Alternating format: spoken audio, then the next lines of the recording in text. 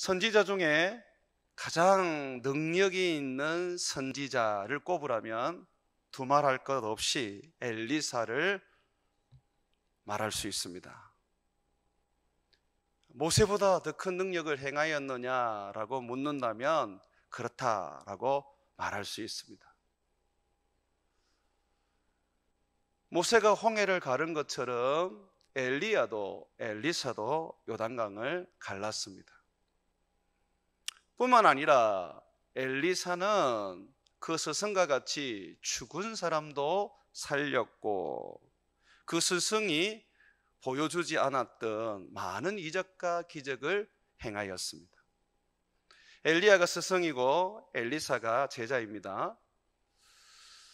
이런 능력을 행한 이 엘리사가 오늘 이 시대를 살아가는 우리에게 많은 도전을 주고 있습니다.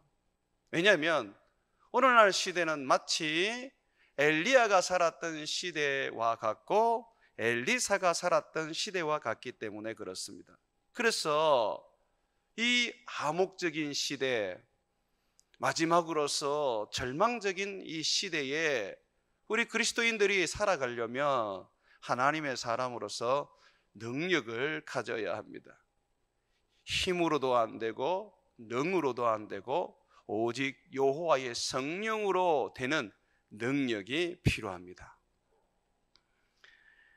엘리야 시대에는 소위 말해서 영적 암흑기라고 우리가 부릅니다.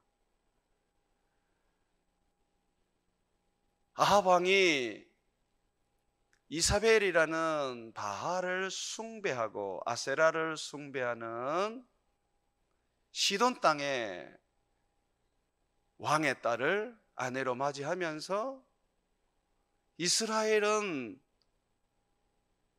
바알과 아세라를 숭배하는 일에 온 마음을 쏟았습니다.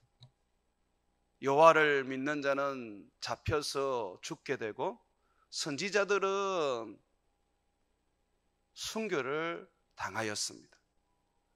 그래서 하나님께서 3년 6개월 동안 비가 내리지 않도록 하셔서 이스라엘에 큰 재앙을 불어오게 하셨습니다. 얼마나 그 재앙이 심했는지 이슬조차도 땅에 없었어요. 지금 유럽이 이 가뭄으로 인해서 강바닥이 마르고 있지 않습니까? 그 정도가 아니에요.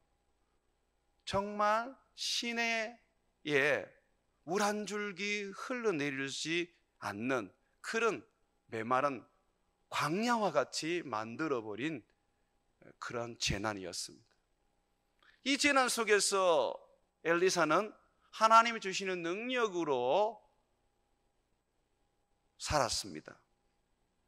모두가 바알을 숭배하고 아세라를 숭배할 때에 엘리야의 그 능력을 통하여 살아계신 하나님을 보여주었고, 그 하나님의 능력으로 인하여 바알에게 무릎 꿇지 않는 7천의 하나님의 사람을 남겨둘 수 있었습니다.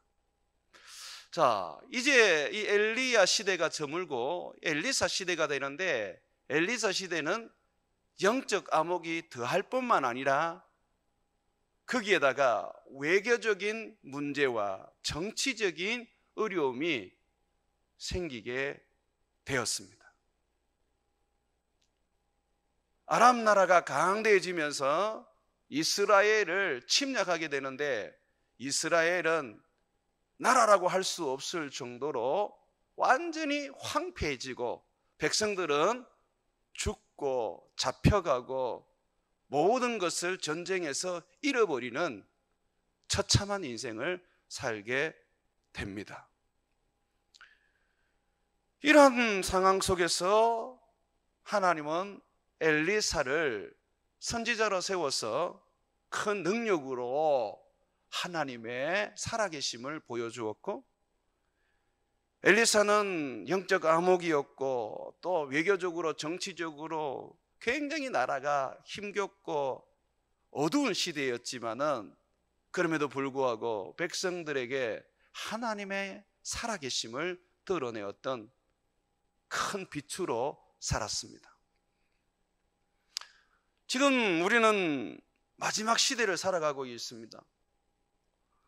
이제는 기후 변화로 인해서 일어나는 여러 가지 어떤 지구의 재난들, 그거 별로 이제는 놀랍지 않습니다.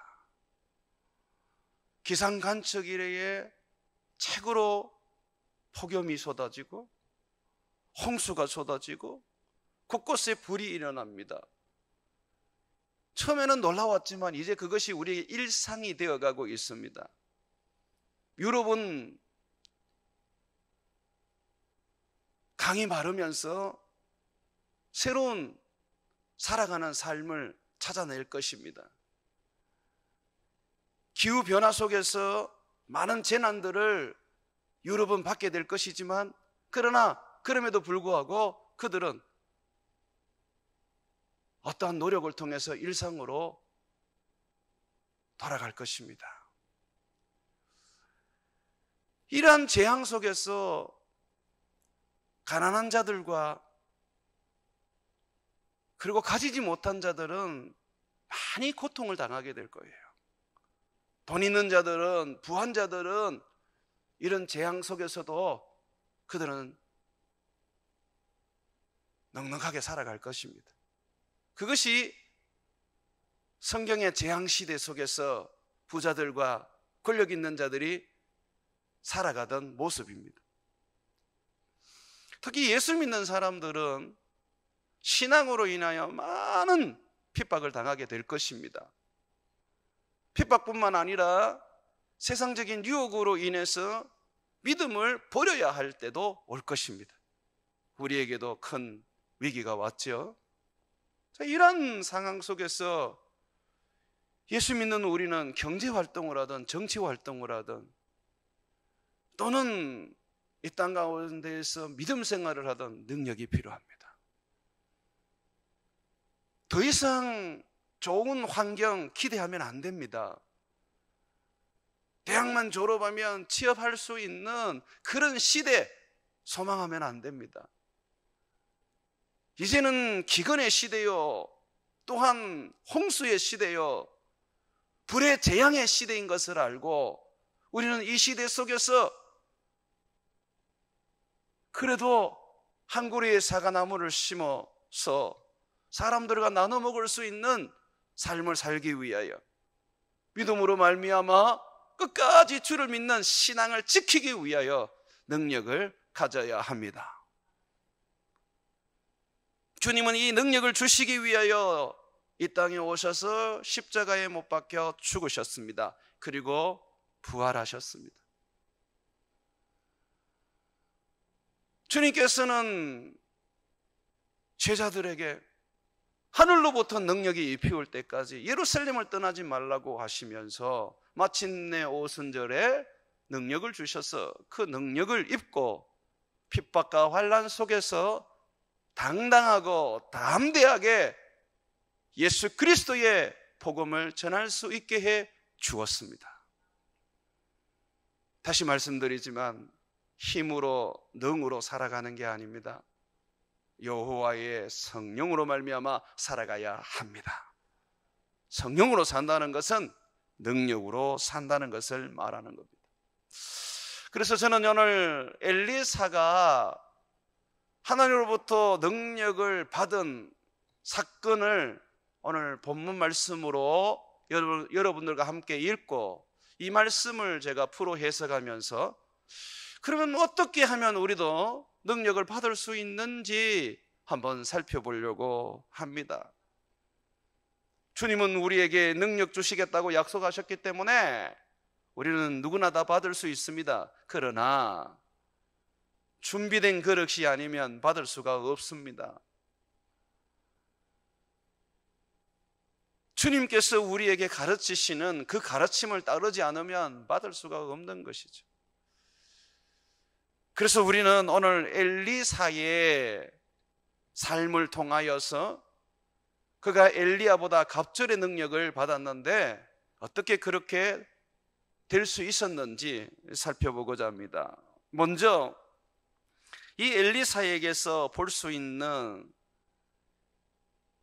능력을 받는 비결 첫 번째는 열정입니다. 열정. 엘리사는 자기에게 주어진 삶 속에 어려움이 오고 힘든 것이 와도 절대로 낙심하거나 좌절하지 않았습니다. 도리어 그 어려움과 힘든 것을 하나님의 능력으로 이겨낸 분이십니다. 그가 좌절하고 낙심하지 않았던 것은 열정이 있었기 때문입니다. 무엇에 대한 열정입니까? 자기의 꿈, 자기의 비전을 향한 열정입니까? 아닙니다. 엘리사는 큰 부자로서 농사를 짓던 사람이었는데 엘리야를 통하여 하나님이 선지자로 부르실 때 그는 그가 살았던 삶을 다 내려놓고 주님의 그 부르심 앞에 순종하였습니다. 그는 자기 인생을 버렸습니다. 그가 가진 열정은 하나님 나라에 대한 열정이었고 하나님의 일에 대한 열정이었습니다. 영적 암흑 속에서 죽어가는 이스라엘, 장차 아람군에 의하여 나라가 초토화가 되고 하나님의 그 무서운 진노의 재앙으로 인하여 온 백성들이 죽어가는 그러한 시대 속에 그는 한 생명이라도 살리려고 다시 이스라엘 백성들을 회개시켜 하나님으로부터 은혜와 자비를 얻게 하려고 그는 이스라엘을 향한 열정을 가졌습니다. 그것은 곧 하나님을 향한 열정이었어요. 실질적으로 이 열정은 나중에 하나님께서 여호와하스 시대에 자비와 긍휼을 베푸는 일이 되었고 여로보암 때는 이스라엘 역사상 가장 부자가 되고 부흥하는 그런 나라가 되게 하기도 했습니다. 하나님께서는 이렇게 주님의 나라를 향하여 주님의 백성을 향한 열정을 우리에게 요구하십니다. 그런데 보면 대부분 엉뚱한 데 열정을 가지고 있어요. 자기의 꿈, 자기의 비전, 자기의 만족, 자기의 성취욕에 열정을 가지고 있습니다. 그 열정은 욕망입니다. 욕망. 아무짝에나 쓸데없는 것입니다. 우리는 우리를 위하여 사는 자가 아닙니다. 예수와 함께 십자가에 죽어 그리스도와 함께 다시 살아난 새로운 피조물입니다. 살아도 주를 위하여 살고 죽어도 주를 위하여 죽는 것입니다. 먹든지 마시든지 무엇을 하든 간에 다 주를 위해서 하는 것이죠.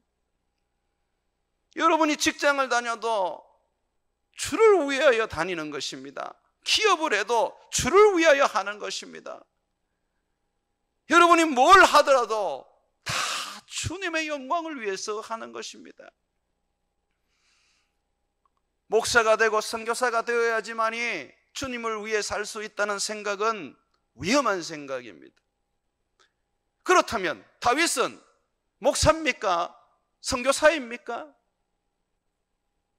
그는 왕으로서 정치인 아닙니까? 하나님이 왕으로서 그를 통하여 하나님의 나라를 세워나가셨고 또 그를 통하여 장차 이 세상에 오실 예수님에 대하여 예언하게 하셨습니다. 선지 활동을 했지요. 그러나 다윗은 엄밀히 말해서 선지자는 아닙니다. 목사가 아니란 말이에요. 그렇지만 하나님이 그를 목사와 같이 쓰셨고 선지자와 같이 쓰셨습니다.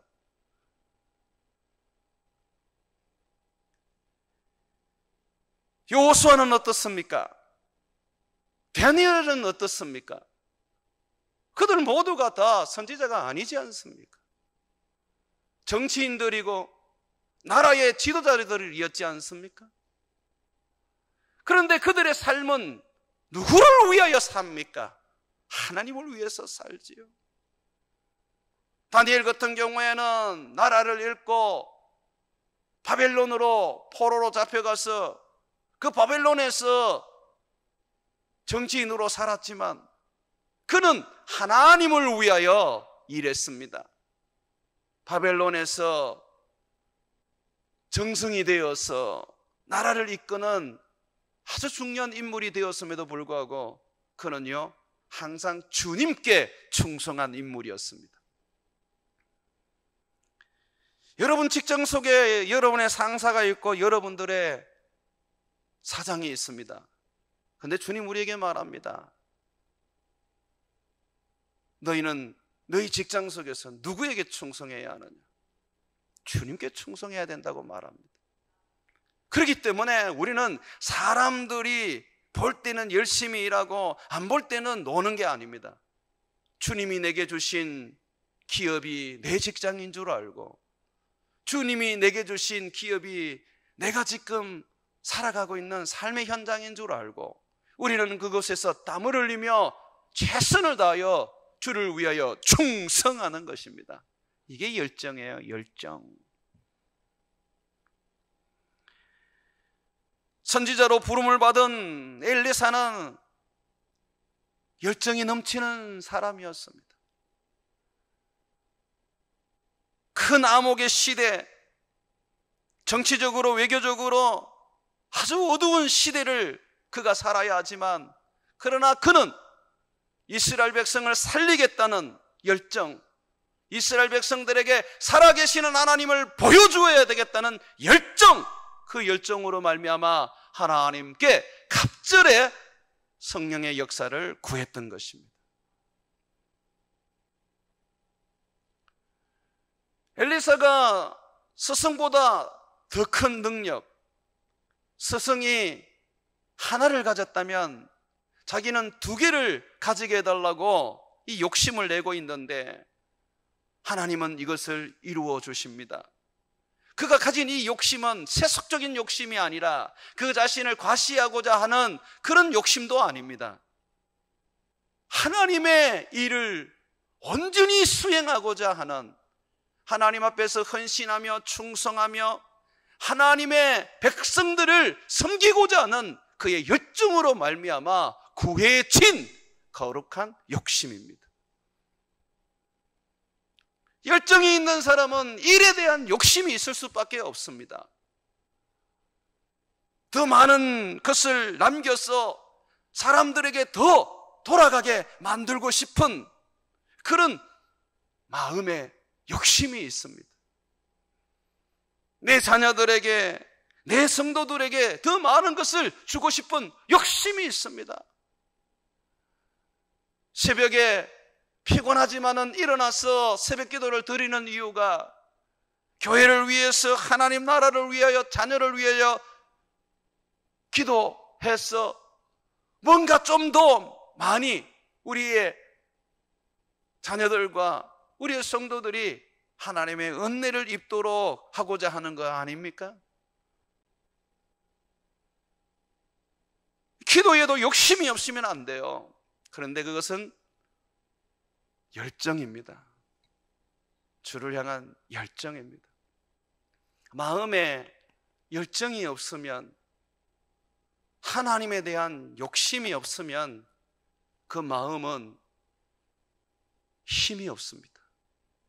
의욕이 사라지고 뭘 어떻게 해야 될지 그냥 아무런 생각도 못한 채 주저앉게 됩니다. 그래서 사람은요, 가슴이 뜨거워야 돼요. 사랑을 하더라도 뜨거운 가슴으로 사랑해야 되고, 일을 하더라도 뜨거운 마음으로 일을 해야 돼요. 그래야지 사람들이 그 모습을 보고 감동을 하고 그 진심을 알고 함께하는 것입니다. 주님은 뜨겁지 않는 라오디게아 교회를 향해서 책망하셨습니다. 덥지도 않고 미지근한, 이 찹지도 않는 이 라오디게아 교회, 미지근한 그 삶을 주님은 엄하게 책망하셨습니다. 한국 교회는 라오디게아 교회와 같은 것 같아요. 옛날에 그 뜨거움은 다 어디에 갔는지 지금은 차지도 않고 그저 미지근합니다. 피를 불어도 춤추지 않고 곡을 내도 울지 않는 그런 모습을 우리가 봅니다. 선교지에 가면 그냥 믿음으로 살아가는 이 선교지의 성도들만 봐도 그냥 큰 도전을 받습니다. 왜 그렇습니까? 그들의 신앙은 뜨겁기 때문에 그렇습니다. 우리들의 70년대, 80년대 그 주님 앞에서 열정을 가지고 살아오던 그 신앙을 그들이 그대로 가지고 있습니다. 그들은 살았고 우리는 죽어가고 있습니다. 그래서 우리가 하나님의 능력을 못 받는 거예요. 열정이 없어요. 열정을 회복해야 돼요. 나는 여러분에게 가슴의 뜨거움이 다시 일어나기를 주의 이름으로 축원을 드립니다. 좀 가슴에 불 좀 타십시오. 하는 일에 그냥 오늘도 어쩔 수 없이 밥 벌어먹고 살기 위해서 일을 해야 되구나, 그렇게 생각하지 말고 주님 내게 주신 이 일, 내가 최선을 다해서 내가 열심히 다해서 일해야 되지 라고 그렇게 생각을 바꾸세요. 아침에 장사하기 위해서 가게 문을 열면서 아이고, 이 코로나 속에서 오늘도 손님이 좀 올랑강 하고 그렇게 한탄하지 말고, 주님, 코로나 속에서 손님이 적게 올지라도 오늘 저는 기쁘게 손님을 맞이하고 최선을 다해서 저는 그들을 섬기겠습니다 라고 하는 열정을 가지셔야 되는 거예요. 우리 아이들도 마찬가지입니다. 청년들도 마찬가지입니다. 제발 공부 좀 할 때 열정으로 하십시오. 열심히 공부했는데 60점도 넘지 않았다, 그 인물입니다. 인물. 하나님이 나머지 40점을 앞으로 채워주실 겁니다. 성적이 잘 나오면 뭐합니까? 가슴은 죽어 있는데 가슴이 뜨거워야지 성적과 상관없이 그 사람이 앞으로 이 세상을 이끌 수가 있는 것입니다. 열정이 있어야 기쁨으로 일하고 즐겁게 일하고, 그리고 실패 속에서도 다시 해봐야 되겠다는 그런 일어남의 용기가 생기는 것입니다.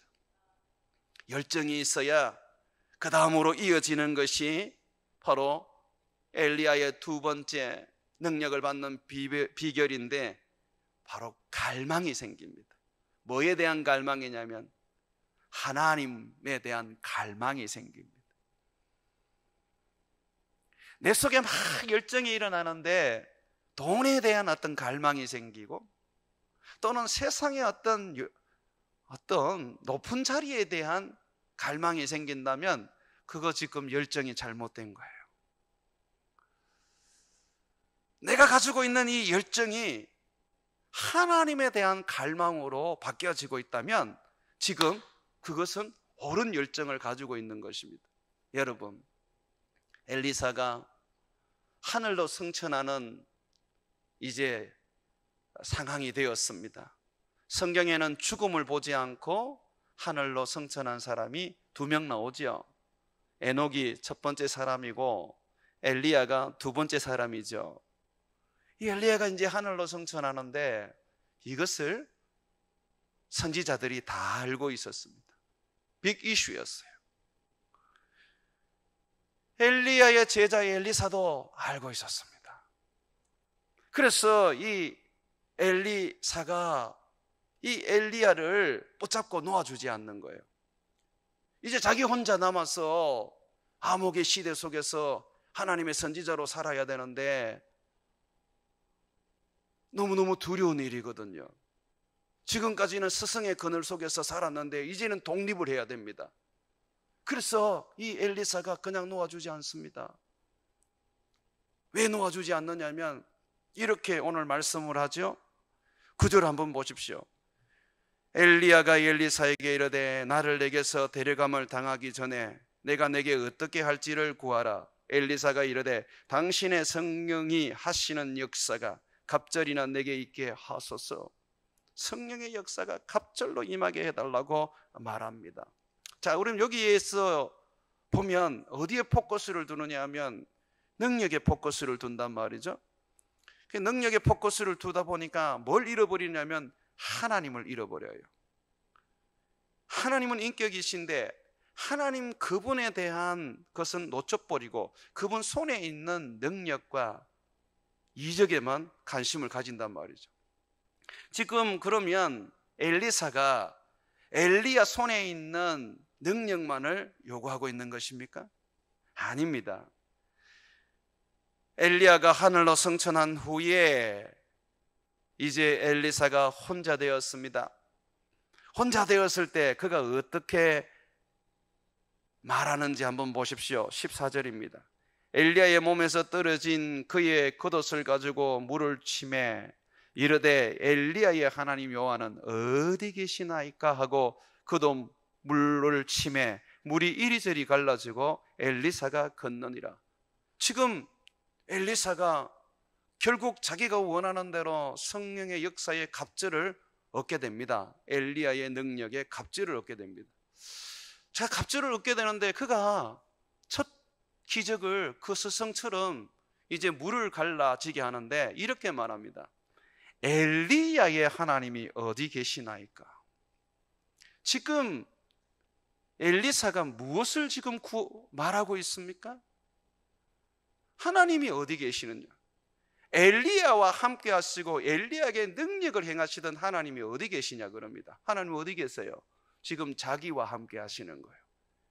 그래서 그가 옷을 가지고 물을 때려서 갈라지게 합니다. 하나님 어디 계십니까? 지금 엘리사가 하나님 어디 계시냐고 말하고 있는 거예요. 어디 계십니까? 지금 그와 함께 하시는 거예요. 지금 엘리사가 구하는 게 뭡니까? 능력입니까? 하나님입니까? 분리하면 항상 대답을 안 하세요. 하나님이잖아요. 엘리야의 하나님을 지금 찾잖아요. 성경에서 능력을 이야기하고 성령에서 권능을 이야기할 때는 하나님을 전제로 하는 겁니다. 지금 엘리사가 엘리야에게 당신에게 역사한 성령의 역사, 그걸 갑절로 주십시오라고 하는 것은 바로 당신의 하나님이 나의 하나님이 되기를 원합니다. 당신의 하나님을 나에게 주십시오라고 하는 것입니다.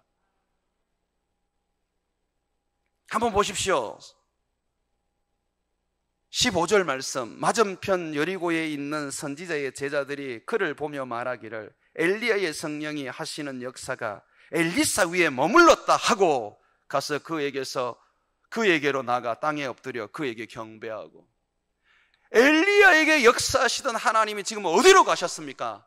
하나님은 또한 엘리사에게 역사하게 되셨습니다. 우리들의 갈망은 하나님을 구하는 갈망이 되어야 해요. 제가 은사에 대해서 자꾸 위험성을 지적하는 게 그거예요. 은사를 구하는 분들을 보면 하나님을 구하지 않아요. 하나님 손에 있는 능력을 구하지. 그러다 보니까 능력에 매이다 보니까 이게 나중에 마귀의 능력인지 이게 사람의 능력인지 개의치 않게 그냥 다 받아들이는 거예요. 하나님을 구하는 사람은요, 능력을 우습게 합니다. 은사를 우습게 합니다. 하나님을 앞서는 은사가 있으면 가감하게 버려버립니다. 말씀을 떠나버리게 하는 은사가 있으면 가감하게 찍어내버립니다. 하나님이지 능력이 아닌 거예요. 하나님이 임하시면 그가 우리의 능력인 줄 믿습니다. 하나님을 구하는 거예요. 하나님을 향한 갈망인 거예요. 내가 열정적으로 세상을 살면서 이 세상을 섬길 때 우리는 하나님을 갈망하게 됩니다. 주님 내게 오셔서 나와 함께하여 당신의 뜻을 이루시옵소서. 주여 내게 능력 주셔서 저 힘들고 어려운 사람들을 먹이고 입히게 해 주옵소서. 주여 주께서 나를 세우셨으니 주여 나로 말미암아 우리 회사가 복을 받게 하시고 많은 사람이 이 어려움 속에서도 함께 먹으며 더불어 살게 해 주시고 마침내 예수님을 믿게 해 주옵소서 라고 하는 갈망을 가지게 된단 말입니다.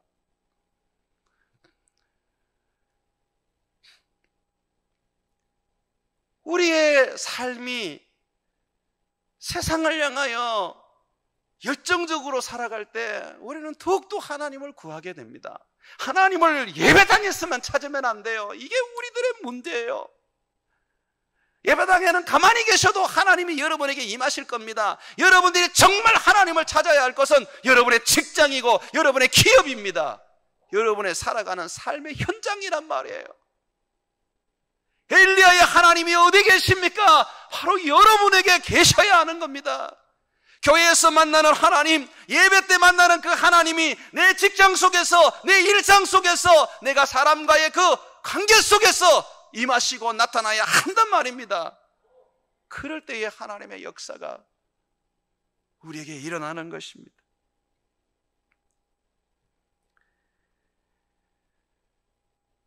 주님을 향한 이 열정과 갈망은 뛸래야 떨어질 수 없는 관계입니다. 우리는 한편으로는 소박하게 살고 그냥 주어진 대로 그냥 만족하면서 사는 것이 미덕이고 신앙이라고 생각합니다. 저는 그거 인정합니다. 그런데 성경은 그것만을 가르치지 않아요. 우리에게 거룩한 욕심을 얘기해요. 엘리사가 이제 죽게 되었는데요, 그때에 아람 나라가 얼마나 이스라엘을 괴롭히고 노력했는지 말로 할 수 없을 정도로 고통스러웠습니다. 그나마 엘리사가 있었기 때문에 아람 나라가 쳐들어오지를 못했어요. 엘리사 한 사람 때문에 두려워서 함부로 하지를 못했어요. 그런데 이제 엘리사가 죽어요. 그러면 아람 나라가 가만히 있겠습니까? 아이고, 이제 기회가 왔구나, 저 이스라엘 삼켜야 되겠다, 그러면서 바로 쳐들어올 거란 말이죠. 그때의 왕이 요아스 왕이었는데 이 엘리사가 죽는 것을 보면서 막 고통스러워하면서 울었어요. 내 아버지여, 이스라엘의 마병이시여, 병거시여, 그러면서 막 고통스러워했는데 그때에 이제 엘리사가 죽기 전에 이리 오라고 그러면서 당신이 아람을 쳐서 무찌를 수 있도록 내가 축복해 주겠다고 그러면서 화살과 활을 들고 오라 그랬어요. 그리고 동쪽으로 이제 창을 열게 한 후에 화살을 쏘라 그랬습니다. 동쪽은 아람이 있는 나라입니다. 활을 가지고 화살을 쏘았어요. 그리고 난 다음에 엘리야가 뭐라 그러냐면 이제 이 화살을 들고 땅을 치라 그랬어요.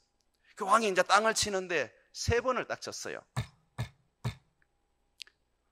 이제 곧 죽어가는 엘리사가 딱 3번 치자 성질을 내기 시작하는 거예요.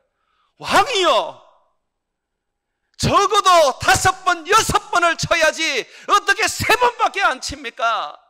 당신은 아람 나라를 3번밖에 이기지 못할 것입니다.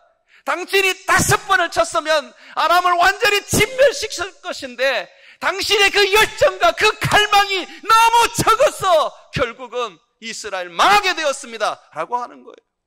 했어요. 하나님 앞에서 우리가 갈망이 있어야 돼요. 오늘 말씀해 보게 되면 하나님이 엘리야를 승천시키려고 하시는데 엘리사가 놓아주지를 않는 거예요. 처음에는 길갈에서 하나님이 엘리야를 데리고 가려고 그랬는데 엘리사가 놓아주지 않으니까 베델로 옮기셨어요. 베델까지 이 엘리사가 정말 끝까지 붙잡고 따라갑니다. 엘리사가 따라오지 마라, 여기서 우리 헤어지자, 하나님이 나를 데리고 가시려고 한다. 그랬더니 이 엘리사가 뭐라 그러냐면 아니요, 나는 그렇게 못합니다.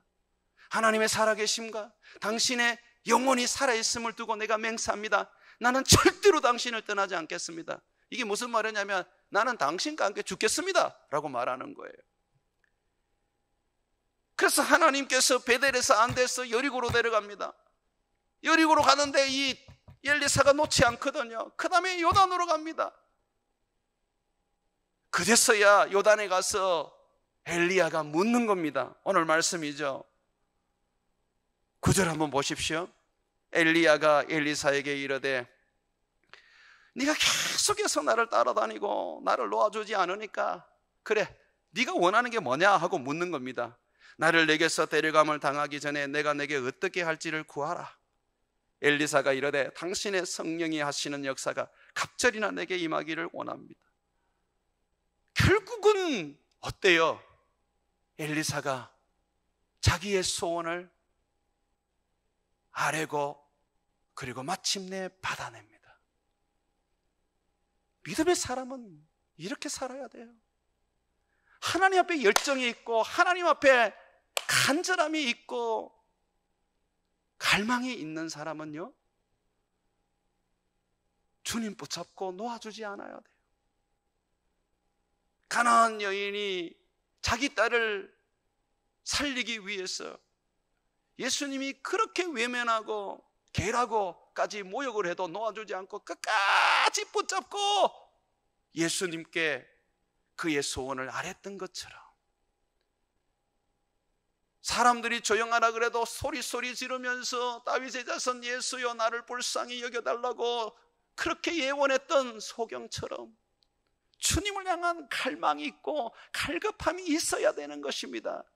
그럴 때에 우리 주님이 마침내 우리의 소원을 이루어 주시는 거예요. 좋은 성적 내려고 코피 터지면서 공부하고 직장에서 인정받으려고 입이 돌아가도록 일을 하면서 어떻게 하나님의 능력을 받는 일에 있어서는 그렇게 갈망함이 없고 갈급함이 없는지 참 아이러니한 일입니다. 여러분, 하나님 능력 받는 거 쉽지 않아요. 10절에 한번 보십시오. 뭐라 그럽니까? 네가 어려운 일을 구하는도다. 그러나 나를 내게서 데리고 가는 것을 네가 보면 그 일을 내게 이루어 주거니와 그렇지 아니하면 이루어지지 아니하리라. 뭐라 그럽니까? 어려운 일이라 그래요. 그거 아무나 받을 수 있는 거 아니야. 내가 가지고 있는 능력, 그거 하나님께서 너에게 주셔야 하는데, 그것도 갑절이나 하나님이 주셔야 되는데, 야, 그거 그냥 되는 거 아니야. 우리는 다 그냥 되는 줄 알고 있거든요. 그냥 5분간 기도하고 그냥 금요 예배 한번 참석하고 새벽 기도 한번 나오면 다 되는 걸로 알고 있거든요. 우리들의 어른은 진짜로요, 산에 올라가서 나무 뿌리 뽑았습니다. 거품 물고 기도하고 입에 피를 토하면서 기도하셨습니다. 그래서 얻어낸 거예요. 공짜가 어디 있습니까? 세 번째로 우리가 엘리사를 통하여 볼 수 있는 능력을 받는 비결, 이게 제일 중요한데요, 믿음입니다. 믿음. 오늘 10절에 읽었던 내용입니다. 한번 보십시오. 네가 어려운 일을 구하는도다. 그러나 나를 내게서 데려가시는 것을 네가 보면 그 일이 내게 이루어지려니와 그렇지 아니하면 이루어지지 아니하리라. 하늘로 올라가는 거, 그거 보면 네게 이루어질 거다. 쉬운 것처럼 보이죠? 아니에요. 지금 눈으로 보는 게 아닙니다. 뭘 얘기하느냐면 이걸 얘기하는 거예요. 엘리사야, 살아계시는 하나님이 나를 하늘로 데리고 가는 거, 성천하는 거, 네가 그것을 믿는다면 너는 이 능력을 가지게 될 것이다. 당시의 선지자들은요, 부활을 믿지 않았어요. 성천을 믿지 않았어요. 엘리야가 하나님으로 말미암아 하늘로 올라가는 건 알고 있었는데, 올라가다가 어디쯤 가서 하나님이 그냥 떨어뜨릴 거라고 생각을 했습니다. 여러분 한번 보십시오. 16절입니다. 이 선지자들이 하는 말입니다. 그에게 이르되 당신의 종들에게 용감한 사람 50명이 있으니 청하건대 그들이 가서 당신의 주인을 찾게 하소서. 염려하건대 여호와의 성령이 그를 들고 가다가 어느 산에나 어느 골짜기에 던지셨을까 하나이다. 엘리야의 시체를 찾으러 다니겠다고 그럽니다. 그런데 엘리사가 뭐라 그래요? 가지 마라. 그거 부질없는 짓이다. 너희들 못 찾는다. 왜 그렇게 엘리야가 말합니까? 하늘로 성천했기 때문에 그렇습니다. 이것은 무엇을 의미하는 겁니까? 엘리사는요, 하나님의 나라를 믿었고 죽은 자 가운데서 다시 사는 것을 믿었고 하늘로 승천하여 영원한 삶을 살 것을 믿었습니다. 궁극적으로 예수님의 부활과 승천을 믿었던 것이죠. 우리들의 믿음이 바로 여기에 근거를 해야 돼요. 예수 그리스도의 죽으심을 믿습니까? 예수 그리스도의 부활하심을 믿습니까? 예수 그리스도의 승천하심을 믿습니까? 예수 그리스도께서 다시 이 땅에 재림하실 것을 믿습니까? 이 믿음이 있어야지 능력이 나타나는 거예요. 기독교는 종교가 아닙니다. 지극정성 물 떠넣고 비나이다 비나이다 내 소원을 이루어 주십시오 하는 종교가 아닙니다. 지식을 근거로 한, 하늘의 지식을 근거로 한 진리의 종교입니다. 예수님이 죽으시고 예수님이 부활하시고 예수님이 승천하셔서 하늘과 땅 아래의 왕이 되셨고 우리의 하나님이 되셔서 만물을 그 발 아래 두셨다는 것을 믿어야 합니다. 예수님의 승천을 믿고 예수님이 우리의 하나님이요 왕인 것을 믿게 되면 그 다음에 주는 것이 있습니다. 뭡니까? 성령이죠. 예수님께서 하늘로 승천하셔서 우리에게 주고자 하신 게 바로 성령 아닙니까? 내가 아버지께로 가는 것이 너희에게는 참 유익된 일이다. 내가 아버지께로 가서 성령을 구하여 너희에게 보내주겠다고 말했습니다. 지금 엘리사는요, 예수 그리스도의 그 부활을 보고 예수 그리스도의 그 성천을 그의 스승의 성천을 통하여 보게 되었습니다. 그래서 주님이 그에게 그가 구하는 대로 성령의 갑절을 주시게 된 거예요. 우리가 받은 성령도 그래요. 예수님이 뭐라 그랬어요? 너희는 나보다 더 큰 일을 한다 그랬지 않습니까? 우리가 받은 성령, 그 성령은 마치 엘리사가 받은 것처럼 우리가 갑절의 역사로 받은 하나님의 영이십니다.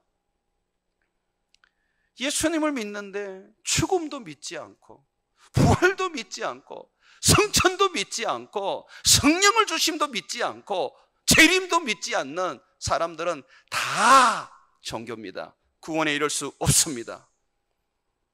예수님의 죽음은 믿는데 부활을 믿지 않는 사람이 있고 예수님의 부활을 믿는데 예수님의 재림을 믿지 않는 사람이 있는데 종교입니다. 구원에 이를 수 없습니다. 예수님의 죽음이 나의 죽음이 되는 것이고 예수님의 부활이 나의 부활이 되는 것이고 예수님의 성천이 나의 성천이 되는 것이고 예수님의 재림이 나의 재림이 되는 것입니다. 예수님이 살지 못하면 나도 살지 못했고 예수님께서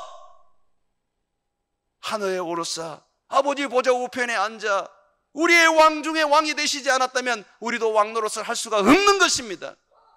이것을 기억해야 돼요. 이 믿음을 가지고 있어야 성령이 우리에게 임하여 갑절의 역사를 일으킬 수 있는 것입니다. 성령은 그냥 오지 않습니다. 하나님의 영은 그냥 우리에게 임하지 않습니다. 예수님의 죽으심과 그의 부활하심과 그의 성천으로 말미암아 우리에게 주어지는 것입니다. 그러므로 예수 믿고 부자 되고 예수 믿고 마음 편하게 살려는 것은 뒤로 던져놓고 예수 그리스도로 말미암아서 여러분들이 그의 죽으심과 그의 부활과 그의 성천을 온전히 믿어 여러분들도 죽음을 이기고 그리스도와 함께 하늘에 앉아 있으며 이 땅을 그리스도와 함께 다스리게 된다는 믿음을 가지고 살아가시기를 바랍니다.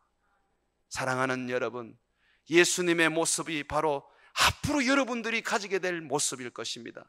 그러므로 십자가의 예수님을 매달아 놓지 말고 부활하여 하나님 보좌 우편에 앉아 계시는 그 예수님을 바라보며 장차 이 세상에 오실 그 재림의 주를 믿으며 힘있게 살아가는 능력 있는 삶을 살기를 주의 이름으로 축원을 드립니다.